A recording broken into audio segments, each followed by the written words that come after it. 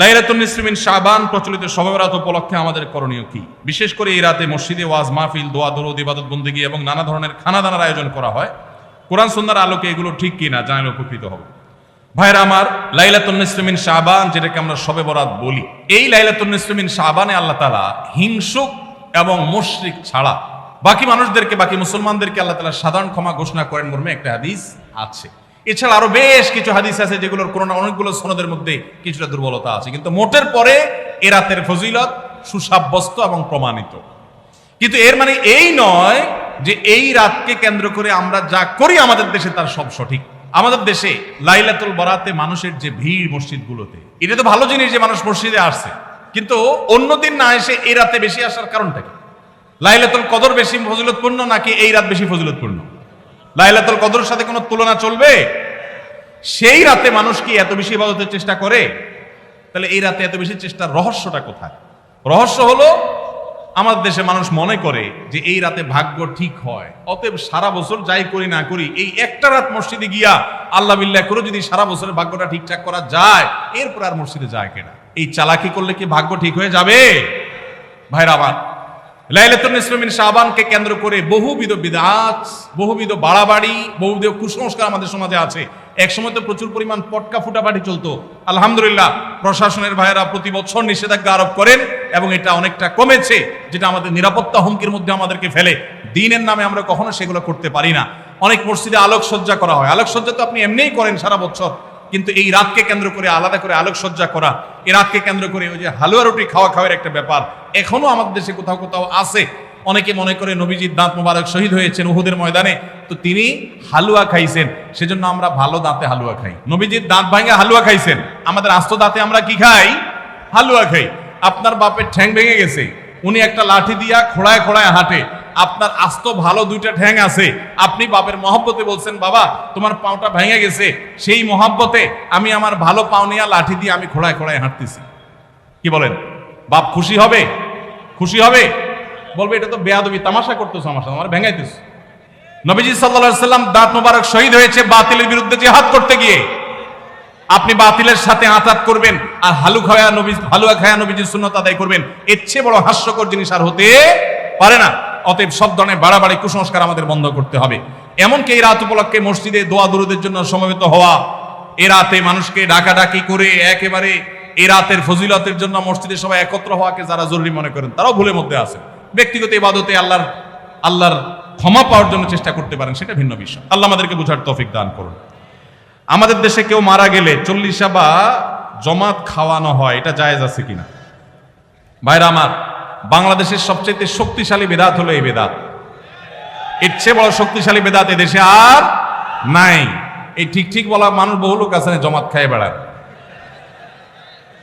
এই বরগুনার আমাদের অফিসে কিছু স্টাফ আছে, বরগুনার 2-3 জন আমার পরিচিত। তো এরা, আমি শুনছি যে তাদের একটা গ্রুপ খুলছে, তারা ফেসবুকে না যেন হোয়াটসঅ্যাপে গ্রুপ খুলছে, জমাত খাওয়ার গ্রুপ। কোথায় কখন কে মরে, কোথায় কার মরার খাওয়ান হয়, ওই গ্রুপে জানাই দিলে সবাই দলে দলে সেখানে চলে যায়। এটা তারা এক এক ইউনিয়নের এক একজন মিলে এটা করছে যাতে কোনো ইউনিয়নের জমাত যাতে মিস না হয়। তো ভাই, এটা হলো সবচেয়ে শক্তিশালী বিদআত। কেন? আমি একটা কথা প্রায় বলি, আপনি গুগলে গিয়ে, সবার হাতে হাতে এখন আজকাল মোবাইল আছে, স্মার্টফোন আছে, গুগলে গিয়া শ্রাদ্ধ লিখে সার্চ দিবেন, তালিবেশ্বর রফালা আকার দয়ের পিঠে বড় ধ, শ্রাদ্ধ। শ্রাদ্ধ লিখে যদি আপনি সার্চ দেন, আপনি দেখবেন সার্চের যে রেজাল্ট আসবে আপনার চোখ খুলে দিবে। কি? হিন্দুদের মধ্যে একটা ধারণা আছে, সেটা হলো যদি কোনো মানুষ মারা যায়, তার মৃত্যুর পর এলাকাবাসী আত্মীয় স্বজন সবাইকে দাওয়াত দিয়ে না খাওয়ানো হলে ওই লোক স্বর্গে সোনা দানা পায়, খাওন পায় না, সে না খায় কষ্ট করে। এই জন্য ওই লোকের জন্য যে খানা দানার আয়োজন করে ওই অনুষ্ঠানের নাম হলো শ্রাদ্ধ। ওইটার নাম কি ভাই? শ্রাদ্ধ। গুগল করে দেখেন, পেয়ে যাবেন হাতের কাছে। আমাদের সাবকন্টিনেন্টে যেহেতু হিন্দু ভাইদের সাথে আমাদের সামাজিক সহাবস্থান আছে, তারা তাদের ধর্ম পালন করেন। আমি তাওহীদবাদী, আমি ইমানদার, সেই জায়গা থেকে আমি শিরকে, আল্লাহর নিকট সবচেয়ে অপরাধ মনে করে বাঁচার চেষ্টা করি, কিন্তু তারটা তিনি করেন, তারটা তিনি করে, এটা তার ব্যাপার।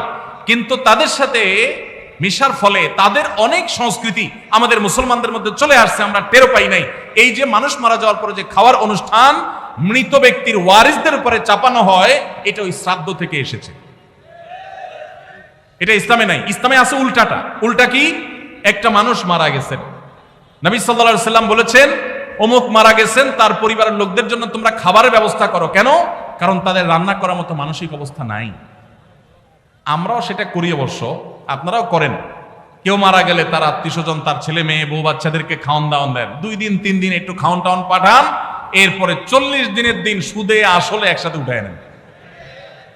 কি বলেন? খাবার পাঠান গামলায় করে একটু, আর খাওয়ার সময় গোটা গরুটা খেয়ে ফেলেন এলাকার মানুষ। বাপ মারা গেছে, আপনি খুশি না বেজার? খুশি না বেজার? আপনার মা মারা গেছে, আপনি খুশি না বেজার? যদি বেজার হন, খাওয়ানোর যত অপশন আছে, খাওয়ানোর যত উপলক্ষ আছে মানুষ খাওয়ানোর, এটা খুশি হয়ে না বেজার হইয়া? যেমন মানুষ বিয়ে করছে, খুশির চোটে অলিমা খাওয়ায়, এটা সুন্নাত। কারোর বাচ্চা হয়েছে, খুশি, এজন্য সে আকিকা খাওয়ায়। কারোর ছেলেটা পাস করছে, সে খুশি হয়েছে, এজন্য সে আটার দলা খাওয়ায়, মিষ্টি খাওয়ায়। কিন্তু আপনার বাবা মারা গেছে, আপনার তো মনের কষ্ট। আপনি যেভাবে জিয়াফত দিচ্ছেন, আপনি যেভাবে মেজবানি খাওয়াচ্ছেন, এটা দেখে তো মনে হচ্ছে আপনি অনেক খুশি যে বাপটা চলে গেছে, এখন জমি জমার ভাগযোগগুলো আমরা পাবো। এই উসিলা সবাই খাওয়াই। আল্লাহ আমাদেরকে হেদায়েত দান করুন। শক্তভাবে এই বেদাত আমাদের সমাজ থেকে দূর করতে হবে ইনশাআল্লাহ। আমাদের সচেতন হতে হবে। আপনার বাবা মা মারা গেছেন, ওনাদের জন্য আপনি কি করবেন? দোয়া করবেন, ইস্তেগফার করবেন, চোখের পানি ফেলবেন, দান সাদাকা করবেন।